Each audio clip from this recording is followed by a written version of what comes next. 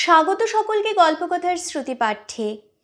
পাঠ চলছে উপন্যাসের অধ্যায় থেকে সতীনাথ ভাদুড়ী রচিত ঢোড়াই চরিত মানস।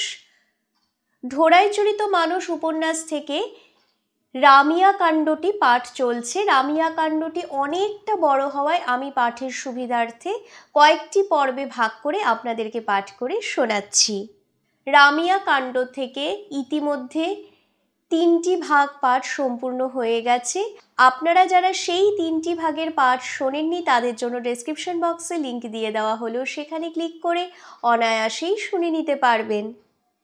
আজকের পর্বে আপনাদেরকে পাঠ করে শোনাচ্ছি রামিয়া কাণ্ড থেকে এর পরবর্তী অংশটুকু। তবে প্রিয় শ্রোতা বন্ধুগণ, আর দেরি না করে আজকের পর্বের পাঠ শুরু করা যাক। রেবনগুনির ঢোড়াইকে বরাভয় দান। ঘুরে ফিরে রামিয়ার কথা মনে পড়ে ঢোড়াইয়ের। অন্য কথা ভাবতেও ভালো লাগে না। রামিয়াকে একেবারে আপনার করে পাওয়া চাই। সাদি ছাড়া তো তা হতে পারে না।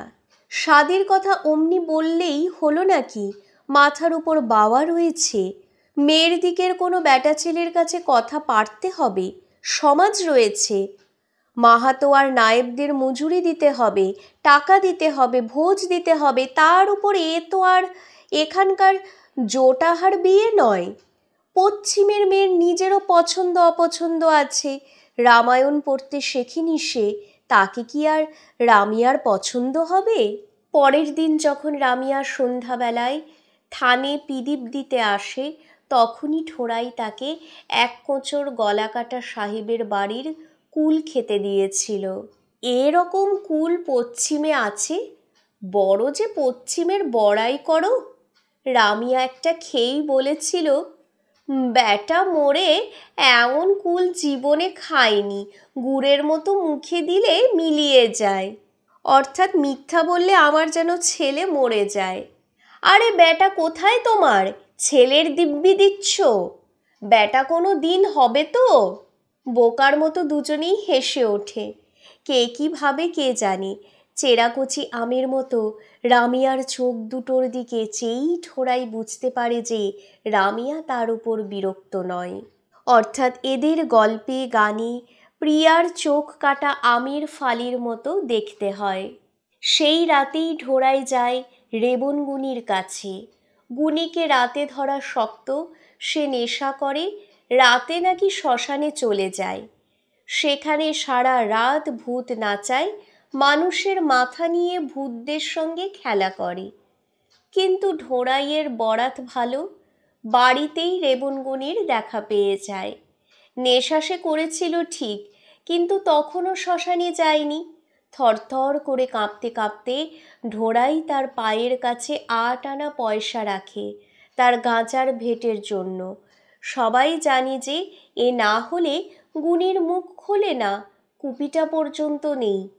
গুনির মুখ দেখা যাবে কি করে? কে?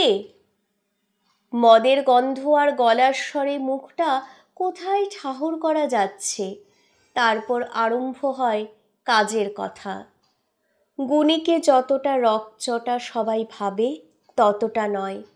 কাজের সংস্রবে তার কাছে এসে ঢোড়াই বুঝতে পারে নতুন পরদেশি সুগা রামিয়ার সম্বন্ধে রেবনগুনি বেশ ঔৎসুক্যই দেখায়।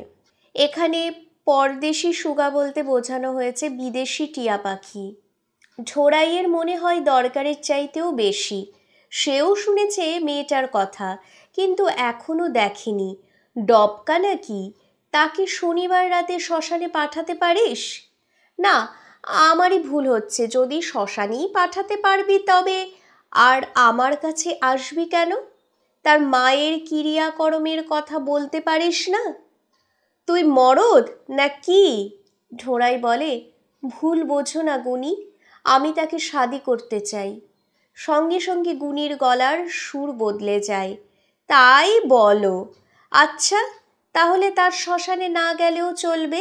তুই চল এখনই আমার সঙ্গে চিথরিয়া পীর। চিথরিয়া পীরের পাকুড় গাছটার নিচের বেদিটার কাছে এসে যখন ঢোড়াই দাঁড়ায়, তখন হাড় কাঁপানি শীতের মধ্যেও সে ঘামতে আরম্ভ করেছে। হাত পা যেন স্থির রাখতে পারছে না। ইচ্ছা হয় বেদিটা ধরে বসে পড়তে। অন্ধকার নিঝুম রাত, শুকনো পাতার উপর দিয়ে চলার সময় যে শব্দটুকু হচ্ছে, মনে হচ্ছে যে তাইতেই সারা গাঁয়ের লোক জেগে উঠবে। শীতের হাওয়ায় বিরাট গাছটায় ডালে ডালে ঝোলানো অজস্র ন্যাকড়ার ফালি দুলছে। কিচিন পেতনিগুলোর শাড়ি দুলছে না তো? অর্থাৎ কিচিন এক শ্রেণীর পেতনি। এরা যখন তখন গাছে পা ঝুলিয়ে বসে দোল খায়। অনেক সময় আমরা দেখি যে গাছের ডাল অকারণে দুলে উঠল, তা কিচিনদের কাজ। সেগুলো হাতছানি দিয়ে ডাকছে নাকি? না, সেগুলো বোধহয় কাপড় নেড়ে নেড়ে জোনাক পোকার তাড়াচ্ছে। খোকা ভূতের চোখ নাকি ওই জোনাক পোকাগুলো। রেবনগুনি তাকে হামাগুড়ি দেওয়ার মতো করে বসিয়ে দেয়। তারপর খানিকটা মাটি বেদিটার থেকে ভেঙে নিয়ে বলে, যেই আমি মন্তর পড়ে গোসাই জাগাবো, অমনি দেখবি যে তুই হামাগুড়ি দিয়ে চলতে আরম্ভ করেছিস। এক্কেবারে গাছের গুঁড়িতে গিয়ে ঠেকে যাবি, তবে থামবি। কারো বাপের সাধ্যি নেই তার আগে তোকে থামায়। গুনি মন্ত্র পড়তে আরম্ভ করে। হাঁটুর নিচের মাটি কেঁপে ওঠে। কিসে যেন ঢোড়াইকে ঠেলে নিয়ে চলেছে। তার সম্বিত নেই, ভাববার ক্ষমতা নেই, কেবল তাকে এগিয়ে যেতে হবে। তার মাথাটা গিয়ে গুঁড়িচায় লাগে, ঠিক যেখানটায় সিঁদুর লাগানো আছে। জ্ঞান হলে ঢোড়াই দেখে যে সে উবু হয়ে হুমড়ি খেয়ে পড়েছে বেদিটার উপর। ওঠ! ঢোড়াই উঠে দাঁড়ায়। কেমন যেন দুর্বল দুর্বল লাগে, জ্বর ছাড়বার পরের মতো। মনে হচ্ছে হাঁটু দুটো দুমড়ে আছে। এই মাটি রাখ খানিকটা। কোনো রকমে তার মাথার চুলে ছোঁয়াতে হবে। তাতমাটুলির মোড়ে এসে রবিয়ার বাড়ির দিকে মুখ করে গুণিপথের বালির উপর কী সব কতগুলো আঁকে চোখে বলে, চক্কর মেরে দিলাম, কাজ হবে। অর্থাৎ গুণীরা উদ্দেশ্য সিদ্ধকল্পে মন্ত্র পড়ে একটি বৃত্তাকার দাগ কাটে। আমার বাকি পাওয়া দিয়ে দিস পরের সপ্তাহে। গুণীর কথার খেলাপ কেউ যেতে পারে না, এ কথা সে জানে। ঢোড়াই মাটিটুকু নিয়ে থানে ফিরে আসে প্রায় ভোর রাত্রে। বাকি রাতটুকু অজস্র চিন্তায় জেগেই কেটে যায়। কি করে তার মাথায় দেওয়া যায় এক খাবলা মাটি? দেওয়ার সময় যদি জানতে পারে তরিবত বালি, অর্থাৎ আদব কায়দা জানা স্ত্রীলোক, পশ্চিমের মেয়ে আবার কি জানি কি ভাবে নেবে জিনিসটাকে। মেয়েটাই আমাকে গুণ করেছে কিনা কে জানে, না হলে এমন তো কখনো হয়নি। বিড়ি না খেলেও এত মন আনচান করে না। মেয়েটা শাঁখরেল নয় তো? দূর, কি যে অঠর পঠর ভাবি তার ঠিক নেই। অর্থাৎ ছাই ভস্য, যে চিন্তার কোনো মাথা মুন্ডু নেই। ঢোড়াই ঠিক করতে পারে না বাবাকে তার এই শাদি করতে ইচ্ছার কথা বলবে কি না। বাবা চেয়েছিল তাকে এই গোসাই থানের ভার দিতে, সেই জন্য তাকে ভকত বানিয়েছিল। তার মাটি কাটার কাজ নেওয়ার পর থেকে বাবা বোধহয় সে আশা ছেড়ে দিয়েছে। অন্তত তারপর থেকে আর কোনোদিন সে কথা বলেনি। তবুও লজ্জা লজ্জা করে বাবাকে এই স্বাদের কথা বলতে। বাবা যদি জিজ্ঞাসা করে টাকা পাবি কোথায়, তবে আজকাল বিয়ের খরচ একটু কমেছে মনে হচ্ছে, অথচ সরাধের কানুনের জন্য তাড়াতাড়ি বিয়ে দিতেই হবে, অর্থাৎ সরদা আইন। লোকে খরচ করবে কোথা থেকে? অনিরুদ্ধ মোক্তারের কাছ থেকে টাকায় রোজ 1 পয়সা করে সুদে গোটা কয়েক টাকা পাওয়া যেতে পারে। শুকরা আর এতোয়ারি ধাঙরও কিছু দিতে পারে। দুখিয়ার মা, তার 1 পয়সা মরে গেলেও না। এর জন্য শাদি যদি নাও হয় তাও ভালো। বেঁচে থাকুক অনিরুদ্ধ মোক্তার, বিয়ে শ্রাদ্ধে ধার করবে না তো করবে কখন? কিন্তু শাদির পর বউ থাকবে কোথায়? গোসাই থানে তো মেয়ে মানুষের থাকবার জায়গা হবে না। মাটি কাটার কাজ থাকলে পয়সার অভাব হবে না। আর রামিয়া নিজেও কামাবে খুব। যা তাকত ওর গায়ে, ও কোদারির কাজ পর্যন্ত করতে পারে দরকার হলে। অর্থাৎ কোদাল, জিরানিয়ার কাছাকাছি স্ত্রীলোকেরা কোদাল নিয়ে কাজ করতে পারে না, সামাজিক বাধা অপেক্ষা শারীরিক অক্ষমতাই এর কারণ বলে বোধ হয়। এখানকার ঝোটাহাদের মতো খালি খুরপি দিয়ে মাটিতে সুড়সুড়ি দেওয়া নয়, মরদের মজুরি কামাবে। সন্ধ্যাবেলা আবার ঢোড়াই গলাকাটা সাহেবের হাতা থেকে কুল পেড়ে আনি, একেবারে গাছ ঝেড়ে পেড়ে নিয়ে যায় পাড়ার ছোড়াগুলো। আজকালকার ছেলেদের সাহস কি বেড়েছে! ঢোড়াইরা তো ছোটবেলায় গলাকাটা সাহেবের হাতার মধ্যে ঢুকতে ভয় পেত। সে কিছুতেই ভেবে কুল কিনারা পায় না কি করে একটু মাটি সে রামিয়ার মাথায় চুলে দেবে। খানিকটা মাথায় মাখবার সর্ষের তেল রামিয়াকে দিলে হয়, তার সঙ্গে এই মাটি একটু মিশিয়ে মাথায় মাখবার তেল দিলে নেবে না, এমন ঝোটাহা ঢোড়াই জীবনে দেখেনি। তবে এ হচ্ছে পশ্চিমের পাখি, কি জানি যদি না নেয়। থানের পিদিপের জন্য বলে খানিকটা তেল মেয়েটাকে নিশ্চয়ই দেওয়া যায়, তাতে সংকোচের কোনো কথা নেই। অমন ঢের পশ্চিমবালি ঢোড়াই দেখেছে। বাওয়ার তেলের শিশি থেকে একটু তেল নারকোলের মালায় ঢেলে নেয়। ঢোড়াই এতদিন বাওয়াকে ঠাট্টা করেছে, কেন সে নারকেলের মালা দেখলেই কুড়িয়ে রেখে দেয়। এখন সে বোঝে যে বাওয়া সত্যিই বুদ্ধিমান। পুজোর পিদিপের তেল বলে দিলেও একটু আধটু মাথায় মেখেই নেবে, কমসে কম তেলের হাতটা মুছবে মাথায়। ঢোড়াই ভেবে রাখে এই তেলটুকু থানেই রেখে দিতে বলবে রামিয়াকে, রোজ রোজ এখানে এসে যেন পিদিপে ঢেলে নেয়। না হলে বাড়ি নিয়ে গেলে রবিয়ার ওই হ্যাংলা সাতগুষ্টির ভাল্লুকের মতো চুলেই বাস 1 মিনিটেই সাফ। পিদিপটা আঁচলের আড়াল করে রামিয়া আসে গোসাইথানে সন্ধেবেলায়। এসেই বলে, আজ বড় জলদি জলদি ফিরেছ কাজ থেকে। অথচ রামিয়া এইটাই আশা করেছিল, ঢোড়াই এখন না এলে একটু হতাশ হতো। ঢোড়াইয়ের বুকের ভেতর তখন হাতুড়ি পিটছে, আবার ধরা পড়ে গেল না তো। একটু ঢোক গিলে সে রামিয়ার কথার জবাব দেয়, হাঁ। থানে পিদিপ দেওয়ার আগে আঁচলটা মাথায় দিতে দেখেই ঢোড়াইয়ের মাথায় হঠাৎ এক বুদ্ধি খেলে। কুল কটার সঙ্গে 1 চিমটে মন্তরের মাটি মিলিয়ে রাখলে হয় না? পশ্চিমের মেয়ের কখন কি মতিগতি কিছু বলা যায় না। কুল কটা নিশ্চয়ই আঁচলে বেঁধে নেবে, পরে আবার যখন আঁচলটা মাথায় তুলে নেবে তখন কি মাটির একটা কণাও তাতে লেগে থাকবে না? হঠাৎ সে হড়বড় করে বলে ফেলে, একটু তেল নেবে থানে দেওয়া পিদিপে জ্বালানোর জন্যে। কচি আমের ফালির মতো চোখ দুটোতে আগুনের ঝলক খেলে যায়। তোমার দেওয়া তেল আমি থানে জ্বালবো কোন দুঃখে? আমি কি রোজগার করে খেতে জানি না? রামজি কি আমায় হাত পা দেননি? তোমাদের ঝোটাহাদের জানি না? আমাদের তারাপুরে এমন কথা মরদ বললে তার মোচ উপড়ে নিতাম। ঢোড়াই একেবারে অপ্রস্তুত হয়ে যায়। কি তেজ, কি দেমাক মেয়েটার! ফনফনিয়ে চলেছে বাড়ির দিকে।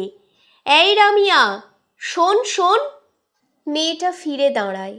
পশ্চিমের রীত রেওয়াজ তো জানা নেই, রামিয়ার চাউনি আগেকার মতো নরম হয়ে গিয়েছে। আবার গলাকাটা সাহেবের বাড়ির কুল নিতে তো মানা নেই তারাপুরের মেয়েদের। হেসে ফেটে পড়ে রামিয়া, এই চটে আবার এই হাসে। আজব পশ্চিমের মেয়েদের চালচলন। হাতে না অনেক আছে, আঁচলটা ভালো করে পাত। ছোঁড়ারা কি কুল থাকতে দেবে গাছে? দিন রাত গাছ ঠ্যাঙাচ্ছে। রামিয়া চলে গেলে ঢোড়াই মনে মনে নিজের বুদ্ধির তারিফ করে। আরেকটু হলেই হয়েছিল আর কি। খুব সময় মতো মনে পড়েছিল কুলের সঙ্গে মাটি মিলিয়ে রাখবার কথা। রামিয়াটা আবার রোজ স্নান করে, এখানকার ঝোটাহাদের মতো না। কাল সকালে স্নানের আগে এই আঁচলের ধুলোর কণা রামিয়ার চুলে লাগলে হয়। রামজি আর গোসাইয়ের উদ্দেশ্যে সে প্রণাম করে। রামিয়ার মাথায় ওই আঁচলের ধুলো একটুখানি লাগিয়ে দেওয়ার জন্য প্রার্থনা জানায়। কুক্কুরমেধ যজ্ঞের অপ্রত্যাশিত ফললাভ। জিরানিয়াতে আজ 2 দিন থেকে একটা পাগলা কুকুরের উপদ্রব চলেছে। 6 জন লোককে কুকুরটা এরই মধ্যে কামড়েছে। মিউনিসিপ্যালিটি থেকে ঢেরা পিটিয়ে দেওয়া হয়েছে যে প্রত্যেকে যেন নিজের নিজের পোষা কুকুর বাড়িতে বেঁধে রাখেন। রাস্তায় যে কোনো কুকুরই থাক না কেন, তার গলায় চেন কিংবা বকলেস না থাকলে তাকে মেরে ফেলা হবে। বেশ একটা আতঙ্কের সৃষ্টি হয়েছে এই নিয়ে শহরে। মিউনিসিপ্যালিটির মেথররা মোটা মোটা বাঁশ নিয়ে রাস্তায় রাস্তায় ঘুরছে। কুকুরের পিছু 1 টাকা করে তারা পাবে না, কথাটায় একটু ভুল থাকলো। একজোড়া কুকুরের কান পিছু 1 টাকা করে পাবে মেথররা। সদ্য মৃত কুকুরের কান দুটো কেটে নিয়ে চেয়ারম্যান সাহেবকে দেখাতে হবে, এইটাই নিয়ম। তবে জ্যান্ত কুকুরের কান কেটে নিয়ে গিয়ে দেখাতে পারলেও কে আর ধরছে, সঙ্গে সঙ্গে টাকা মঞ্জুর। আর তারির দোকানের সফেন আনন্দস্রোতের আবর্ত। বিজনবাবুর বাড়ির সম্মুখে আমলকি গাছটার তলায় তাঁর 8 ডজন মেয়ের সিরিজ প্রাত্যহিক অভ্যাস মতো এক্কা দোক্কা খেলছে। তারা সকলেই একই ছিটের আঁটো ফ্রক পরে একজন হাসলে সকলে হেসে গড়িয়ে পড়ে। একজন লজেন্স চিবিয়ে খেলে আর কেউ চুষে খায় না নিজের লজেন্সটা। নতুন লোক দেখলে সকলে এক থামের আড়ালে গিয়ে খিক খিক করে হাসে। একজনের ফ্রকে ধুলো লাগলে সকলে নিজের নিজের জামা একবার ঝেড়ে নেয়। এদের মধ্যে সবচাইতে যে ছোট তাকে পাড়ার বখাটে ছেলেরা অলমতি বলে ডাকে। অলমতি হঠাৎ চিৎকার করে কেঁদে ওঠে। সে কুকুর দেখেছে, পাগলা কুকুর। অলমতির চিৎকারে শ্রীমতী চেঁচায়, সুমতি হাউমাউ করে ওঠে। বাকি 3 মতির ব্যাকুল কণ্ঠ সকলের স্বর ছাপিয়ে ওঠে। বিজনবাবু তীব্র গতিতে সিঁড়ি ভেঙে দোতলায় ওঠেন, গা আলমারি থেকে বার করেন তাঁর বাবার আমলের পুরনো বন্দুকটা। লাইসেন্স রিনিউয়ালের দিন ছাড়া তিনি বছরে কেবল আর 1 দিন করে বন্দুকে হাত দেন। প্রতি বছরের কেনা 1 ডজন কার্তুজ তিনি বছরের শেষে এক সন্ধ্যায় দোতলার ছাদ থেকে উড়ন্ত বাদুড়ের ঝাঁকের মধ্যে নিশানা করে ছোড়েন।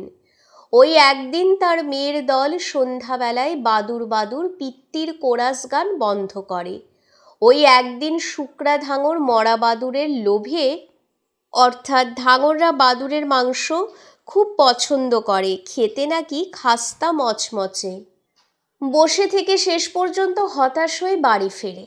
আজ পর্যন্ত কোনো বছর একটা বাদুরও বিজনবাবুর বন্দুকের গুলিতে মারা পড়েনি।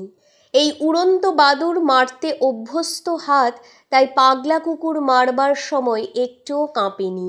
সঙ্গে সঙ্গে রাস্তার অন্য পাড়ের বাক্সের জঙ্গলটা যেখানে নড়ছিল সেখান থেকে গোঙার কাতরানির শব্দ আসে। বিজন উকিল আর পাড়ার অন্য কয়েকজন মিলে খানিক পরে সেখান থেকে তুলে নিয়ে আসেন বৌকা বাওয়াকে। তার ডান পায়ের উরুতে বন্দুকের গুলিটি লেগেছে, সেখান থেকে রক্তের স্রোত বইছে। ময়লা কৌপিনটাতেও কিছু কিছু রক্ত জমে কালো হতে আরম্ভ হয়েছে। বিজনবাবুর বাড়ির দোতলায় বৌকা বাওয়ার জায়গা হয়। চুপি চুপি বিমল ডাক্তারকে তখনই খবর দিয়ে আনা হয় বন্দুকের ছিটগুলি বের করে দেবার জন্য। এ বিপদ থেকে বাঁচানোর জন্য বিজনবাবুর স্ত্রী চিথরিয়া পীরে সিন্নি মানত করেন। অর্থাৎ চিথরিয়া মানে যেখানে ছেঁড়া নেকড়া টাঙানো হয় পীরের আস্তানি। বৌকা বাওয়া সে রাতটা বিজনবাবুর দোতলাতেই থাকে। পরের দিন ব্যান্ডেজ বাঁধা পা নিয়ে আসবার সময় বিজনবাবুর স্ত্রী বলে দেন যে রোজ তাদের বাড়িতে এসে যেন সে 1 ঘটি করে দুধ খেয়ে যায়। ব্যাপারটা এত সহজে মিটে যাবে তা বিজনবাবুও ভাবেননি। তিনি হাঁপ ছেড়ে বাঁচেন। মানুষ ভাবে এক আর হয় আরেক। গোসাই থানে ফিরে গিয়ে বাবা সলা পরামর্শ করে। ঢোড়াইয়ের সঙ্গে কি কথা হয় কে জানে। দুজনে মিলে আসে অনিরুদ্ধ মোক্তারের কাছে। কি মনে করে? কি বিজনবাবু উকিল? চিড়িয়ার সামিল মনে করে তাতমাদের একটা বাদুড় মারার ক্ষমতা নেই, আর বাবার ওপর বন্দুক দেগে দিল। ফৌজদারি কাছারিতে বৌকা বাবাকে অনিরুদ্ধ মোক্তারের সঙ্গে ঘুরতে দেখে বিজনবাবুর মুখ শুকিয়ে যায়। মোকদ্দমায় কিছু হোক না হোক, বন্দুকের লাইসেন্সটাকে নিয়ে টানাটানি করবে কালেক্টর সাহেব নিশ্চয়ই। বাঘে ছুলে 18 ঘা, দরকার কি হাঙ্গামা বাড়িয়ে? অনিরুদ্ধ মোক্তারকে ডেকে বিজনবাবু একান্তে কথাবার্তা বলেন। ব্যাপারটা যাতে বেশি দূর না গড়ায় তার জন্য বিজনবাবুর আর এখন টাকা খরচ করতে দ্বিধা নেই। বৌকা বাবাকে 350 টাকা দিতে তিনি তৈরি হয়ে যান। বাবা ভয়ে কেঁপে মরে অত টাকার কথা শুনে। 17-20 টাকা? সে অনেক টাকা, 1 কোটির চাইতেও বেশি। একটা চাঁদির পাহাড়, তা দিয়ে যা মন চায় করা যেতে পারে। রূপোর মন্দির করা যেতে পারে গোসাইথানে, পেট ভরে ঢোড়াই জিলাপি খেতে পারে। ঢোড়াইয়ের স্বাদই আর থাকবার ঘর তুলবার খরচা ওই টাকা দিয়ে হতে পারে। অযোধ্যাজি যাওয়ার রেল কিরিয়ার চাইতেও অনেক বেশি টাকা। রেল কিরিয়ার অর্থাৎ রেল ভাড়া। টাকাটা দেওয়ার সময় বিজনবাবু বলেন, একটু দুধ টুধ কিনে খাবেন এই দিয়ে বাবা। বৌকা বাবা ভাবে, আজ সকালেও বিজনবাবুর স্ত্রী উঠোন নিকিয়ে কম্বলের আসন পেতে তাকে ফল দুধ খাইয়েছিলেন, কিন্তু আজ থেকে এ বাড়ির ভিক্ষা বন্ধ হয়ে গেল। রামজি তার ভালো করলেন কি মন্দ করলেন তা সে ঠিক বুঝতে পারে না। এই উত্তেজনার মধ্যে টাকাটা দেখে বাবার মনটা দমে যায়। চাঁদি নয়, লোট। অনিরুদ্ধ মোক্তার টাকাটা গুনে নিয়ে তার হাতে দেন। এই এত লোট, এই একখানা লম্বরে অর্থাৎ 100 টাকার নোট। তার কপাল ঘেমে ওঠে। আর গোনাও কি সোজা কাজ? ছোট লোট তো বড় লোট, একখানা থেকে আরেকখানা আলাদাই হতে চায় না। হরফ, ছবি, রং বেরঙের লেখা তার বুকের মধ্যে ঢিপ ঢিপ করতে আরম্ভ করে। সে কোনো রকমে টাকাটা অনিরুদ্ধ মোক্তারের কাছে রেখে দিয়ে বাঁচে, পরে দরকার মতো নেবে। অনিরুদ্ধ মোক্তার বলে, আমি খালি একখানা 10 টাকিয়া নেব, অর্থাৎ 10 টাকার নোট। তুমি ভকত আদমি, আমরাও হিঁদু, তোমার কাছ থেকে বেশি নিলে আমারই পাপ হবে। আহা, থাক থাক বাবা, আমার পায়ে হাত দিচ্ছ বাবা হয়েও, রামজির পায়ে হাত দিয়ে প্রণাম করো। এ তো তিনিই করিয়েছেন আমাকে দিয়ে, আমার ধর্মের কাজ। বাবার চোখ ফেটে জল আসে মোক্তার সাহেবের প্রতি কৃতজ্ঞতায়। ইনিই তার রামরাজ্যের চাঁদির দুয়ার খুলে দিয়েছেন। ইচ্ছা হয় আরও খান কয়েক 10 টাকিয়া তাঁকে দিতে। আচ্ছা, সে পরে হবে, এখন সব টাকাই তো তাঁর কাছে থাকলো। মাহাতো গিন্নির সমাজ শাসন। রামিয়া পাড়ার মাহাতো নায়েবদের সুনজরে পড়তে পারেনি।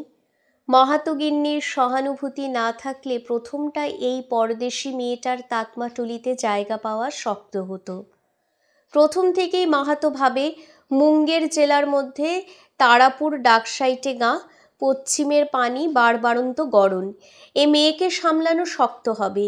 মেয়েটা আবার একটু ছিনার গোছের, অর্থাৎ চটুলা।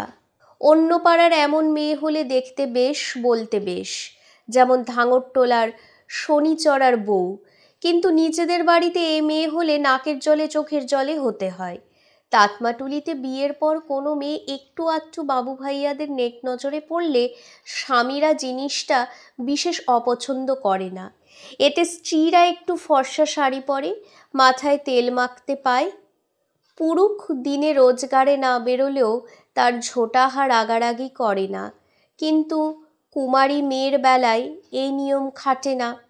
এখানে পুরুষ বলতে বোঝানো হয়েছে স্বামী। তাছাড়া এই সরাধের কানুনের যুগে মেয়ের বিয়ে দিতে গেলে মিছামিছি পাড়ায় একটা পাত্র খরচ। সরাধের কানুন অর্থাৎ সরদা আইন বাল্য বিবাহ বন্ধ করবার। কটা ছেলেই বা মোট আছে তাতমাটুলিতে? কুমারী মেয়ে পাড়ায় সমাজের চোখের সম্মুখে অনাচ্ছিষ্টি কাণ্ড করবে, তার ধনুয়া মাহাতো বেঁচে থাকতে হওয়ার উপায় নেই। মাহাতো ছড়িদারকে হাড়ে হাড়ে চেনে। তার আর রবি আর বইয়ের এই মেয়েটার উপর হঠাৎ সহানুভূতি উছলে উঠল কেন, তা সে আন্দাজ করতে পারে। এ কি নর্তিনদের গ্রাম পেয়েছে নাকি? অর্থাৎ নাচ গান করে যে জাতের মেয়েরা পয়সা রোজগার করে। এখানে ওসব চলবে না, লাভের বখরা দিলেও না। কিন্তু প্রথম কদিন হুকোতে জোরে জোরে টান মারা ছাড়া কিছু উপায় ছিল না। কেননা গুদরের মা মেয়েটার দিকে টেনে কথা বলতো। ধান কাটনি থেকে ফিরবার পর ঝোটাহাদের একটু সমীহ করে চলতে হয়। সেই জন্য মাহাতো তার স্ত্রীর কথার প্রতিবাদ করেনি। রামিয়ার পারিবারিক ইতিহাস ধান কাটনির দলের কাছ থেকে মুখে মুখে পাড়ার বাইরে পর্যন্ত ছড়িয়ে পড়েছে। ঠিক একদিন মাহাতো দেখে যে হাওয়া গেছে বদলে। ভোরবেলা মাহাতো বসে কচর কচর করে কাঁচা পেঁপে খাচ্ছে। মাহাতো গিন্নি এসে বলে, দাঁড়াও একটু নুন এনে দিই। মাহাতো অবাক হয়ে যায়, ব্যাপার কি? ধান কাটনির পর কিছুদিন তো ঝোটাহাদের কাছ থেকে এমন ব্যবহার পাওয়া যায় না। গুদরের মা বলে, মেয়েটা বড় ঢঙ্গিলা, অর্থাৎ ঢলানি। কোন মেয়েটা? আবার কে? ওই তারাপুর বালি। সব সময় ওই একই মুখ দিয়ে কথা বলো নাকি?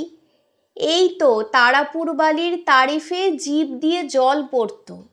মাহাতো গিন্নি এ অভিযোগ মাথা পেতে নেয়। খোসা দেখে কি সবসময় ধরা যায় বেগুনের ভেতর পোকা আছে কিনা? মেয়েদের বুদ্ধি সে তো 100 বার। তারপর আসল কথাটা প্রকাশ পায়। মেয়েটা নাকি ঢোড়াইয়ের সঙ্গে ঢলানি আরম্ভ করেছে গোসাই থানে। খবর শুনে মাহাতো চোখে অন্ধকার দেখে। তাদের পঙ্গু মেয়েটার একটা সুরাহা হয়ে যাবে এ কথা নিয়ে তারা স্বামী স্ত্রী কতদিন কত জল্পনা কল্পনা করেছে। আর তাতে বাদ সাধল কিনা ওই বেজাত মেয়েটা। রাগে তার সর্বশরীর জ্বলে ওঠে। লোকে শাক খাওয়ার জন্য তেল পায় না, ছট পরবের দিনও স্নানের আগে মাথায় 1 খাবলা তেল দিতে পারে না, আর ইনি গোসাই থানে পিদিপ জ্বালানো রোজ। 2.5 পয়সায় 1 ছটাক তেল। রবি আর এত পয়সা আসে কোথা থেকে? এদিকে তার বাড়িঘর তো নিলামে চড়াচ্ছে জমিদার, বাকি খাজনার ডিক্রিতে। মাঝে থেকে মুশকিল হলো রতিয়া ছড়িদারের। রামিয়াকে তাতমাটুলিতে আনবার সময় সে এমন নির্ঝঞ্ঝাটে কিছু টাকা রোজগার করে নেবে মনে ভেবেছিল। এখন দেখে যে তা হবার নয়। একটা জায়গায় তার হিসাবে ভুল হয়েছে। সে ভেবেছিল লাভের হিস্সা দিয়ে মাহাতোকে হাত করবে। হিস্সা অর্থাৎ অংশ। মাহাতোর সঙ্গে মিলে এই ধরনের কারবার সে অনেক করেছে। পঞ্চায়েতের নায়েবগুলোর মতামত সে ধর্তব্যের মধ্যেই আনে না। সেগুলো সব সুরদাস, অর্থাৎ অন্ধ। দিন আর রাতের তফাৎ বোঝে না। মাহাতোর চোখ দিয়েই তারা সব জিনিস দেখে। তার হাড় সঙ্গে হাঁ মিলোয়, অর্থাৎ হা মে হা মিলানা, সায় দেওয়া। টাকার লোভে মাহাতো গলে না, তা এই ছড়িদার জীবনে প্রথম দেখল। মাহাতো গিন্নির সমর্থনের উপরও কিছুটা নির্ভর করেছিল। দিন কয়েকের মধ্যে তাকেও রামিয়ার উপর বিরূপ দেখে। সে মাথায় হাত দিয়ে বসে।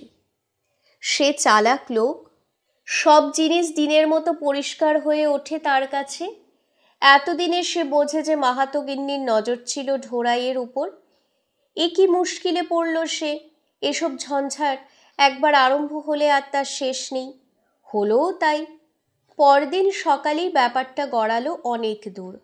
পরদিন ভোরে মাহাতো গিন্নি যাচ্ছিল জঙ্গলের দিকে। হঠাৎ দেখে যে কুলের জঙ্গলের দিকে যাচ্ছে হলাদ রঙের শাড়ি পরা একটি মেয়ে। কে মেয়েটা? ছাই, চোখে ভালো দেখিও না। তারাপুরের রাজকুমারী ছাড়া আর হলদে কাপড় এখানে কে পরবে? হাতে আবার দেখছি লোটা। ব্যাপার কি?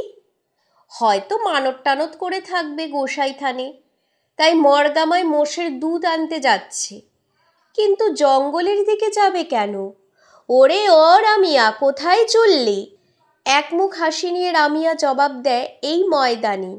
অর্থাৎ হিন্দিতে ময়দান মে জানার অর্থ পায়খানায় যাওয়া, জল নিয়ে পায়খানায় যাওয়া তাতমা মেয়েদের বারণ। মেয়েদের পক্ষে এর চেয়ে চরম নির্লজ্জতা আর কিছু হতে পারে না। বলে কি ছুরিটা, ময়দানে যাচ্ছিস ঘটি নিয়ে? কেন, তাতে কি হয়েছে? আবার জিজ্ঞাসা করছে কেন, তুই কি মরদ লোটা নিয়ে ময়দানে যাবি? কোনো মরদের বাপের লোটা তো নিইনি। দেখো কি কথার কি জবাব, পা থেকে মাথা পর্যন্ত জ্বলে ওঠে মাহাতো গিন্নি। বলি লজ্জা শরমের মাথা কি খেয়েছো? লোটা নিয়ে ময়দানে যাচ্ছ, বেটা ছেলেরা দেখলে বলবে কি? লোটা হাতে ঝোটাহা দেখলেই তো বেটা ছেলেরা বুঝতে পারবে তুই কোথায় যাচ্ছিস। এই সোজা কথাটাও কি ঘটির মধ্যে গুলে গিলিয়ে দিতে হবে নাকি? তারাপুরের রাজকন্যাকে এসব কিরিস্তানি আচার ব্যবহার আমার পাড়ায় চালাতে এসেছিস? এ কি নট্টিনদের গ্রাম পেয়েছিস নাকি? মাথায় খুন চড়ে যায় রামিয়ার। জল না নিয়ে ময়দানে যাওয়া আমাদের পশ্চিমের মুলুকে নেই, তা কোনোদিন শিখিও নি, পারবও না। জঙ্গলি মুলুকের নরম পানির লোক তরিবোধ শেখাতে এসেছেন তারাপুরের লোককে। হাতের লোটাটা দড়াম মাটিতে রাখে, তারপর হাতের মুঠোর একটা মুদ্রা দেখিয়ে বলে, এমনি করে ঠুসে ঠুসে তোমার মধ্যে তরিবোধ গুজে দিতে পারি 10 বছর ধরে। এই যদি তোমাদের জঙ্গলি ভুচ্চরদের টোলার নিয়ম হয়, তাহলে আমি এই 1 লাথি 2 লাথি 3 লাথি মারি সে নিয়মে। ঘটিটি কাত হয়ে পড়ে। গালির স্রোত একটানা চলতে থাকে। রামিয়ানা মাহাতো গিন্নি কার পারদর্শিতা এ শাস্ত্রে বেশি বলা যায় না। লোক জড়ো হয়ে যায় সেখানে। পাড়ার মেয়েরা মাহাতো গিন্নিকে ঠেলে ঠুলে বাড়ির দিকে নিয়ে আসে। মাহাতো তখন সবে একটু রোদ পোয়াতে বসেছে। তুমি না এ গায়ের মহতো, তুমি থাকতে স্ত্রীকে, তোমার জাতকে, তোমার টোলাকে বেইজ্জত করে ওই একরত্তি পরদেশি ছুরিটা? কার সঙ্গে কেমন কথা বলতে হয় জানে না। অন্ধনগরী, চৌপট রাজা, তাকে শের ভাজি, তাকে শের খাজা। অর্থাৎ যেমন রাজ্য তার তেমনি রাজা।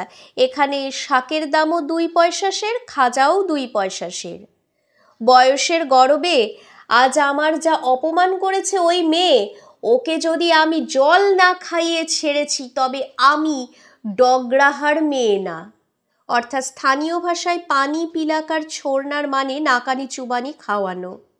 আমাদেরও একদিন ছিল ওই বয়স, কিন্তু কখনো কোনোদিন সমাজকে হেনস্থা করে লোটা নিয়ে ময়দানে যাওয়ার বেহায়াপনা করিনি।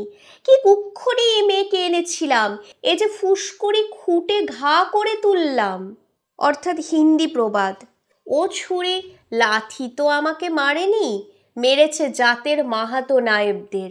থাকো তোমার ওই মাহাতোগিরি মোচ, আর তোমাদের তন্ত্রিমা ছত্রী না কি জাত বলে তারই গর্বে। কি এত বড় আসপদ্ধা ওই এক চিমটি মেয়েটার? লাফ দিয়ে বেরিয়ে আসে মাহাতো বাড়ির বাইরে। কোথায় রতিয়া ছড়িদার, বোলাও নায়েবদের। 2 জন নায়েব গা থেকে অনুপস্থিত ছিল সেদিন, গিয়েছিল ভিন গায়ে কুটমৈতি করতে, অর্থাৎ কুটুম্বিতা। আচ্ছা, আসছে রবিবারে মেয়েটার বেহায়াপনার বিচার হবে সাঁঝের বেলা পঞ্চায়েতে। লোটা নিয়ে ময়দানে যাবে মেয়ে মানুষে তাতমা তুলিতে, আমরা বেঁচে থাকতে কভি নেহি, অর্থাৎ কখনো নয়। অকথ্য ভাষায় রামিয়ার উদ্দেশ্যে গালি দিতে দিতে মাহাতো বাড়ি ফেরে। রামিয়া তখন রবিয়ার উঠোনে আপন মনে বকে, বুক চাপড়ায়, মাটিতে মাথা কোটে, মরা মায়ের নাম করে কত কি বলে কাঁদে। পাড়ার ছেলেপিলেরা রবিয়ার আঙনে উকি ঝুঁকি মারে। ফৌজি ইদারাটার চারিদিকে ছোটাহারা জটলা করে। রামিয়া কাণ্ডের এর পরবর্তী অংশটুকু শুনতে হলে আমাদের চ্যানেল ফলো করতে হবে। আর আমাদের চ্যানেল ফলো করতে হলে কি করতে হবে? চ্যানেলটিকে অবশ্যই সাবস্ক্রাইব করতে হবে গল্পকথার শ্রুতিপাঠ্য, এবং পাশে দেওয়া বেল আইকনটি প্রেস করে অল নোটিফিকেশন অন করে দিতে একদম ভুলবেন না, যাতে আমাদের অডিও বুক আপলোড করার সাথে সাথেই আপনাদের কাছে ইনস্ট্যান্ট নোটিফিকেশন পৌঁছে যায়। ধন্যবাদ।